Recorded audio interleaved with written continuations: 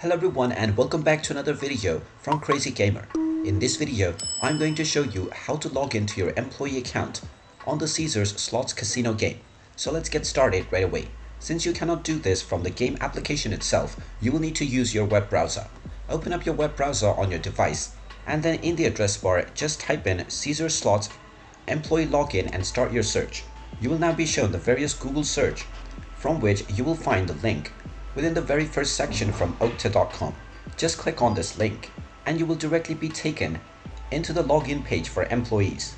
Just type in your username and then click on the next button and you will now be asked to enter your password. Go ahead and type in your employee account password and then click on the verify button. Once you click on verify, you will be logged into your account right away and you can start using the Caesars platform as an employee.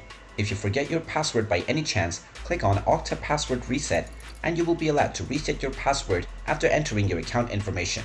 And there you have it. That is how you can go about in order to log in to the employee account on Caesars Slots Casino game.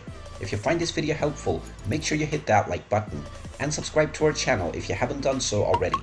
Also ring that notification bell to never miss another update from us. Thank you for watching and I will see you again in the next video.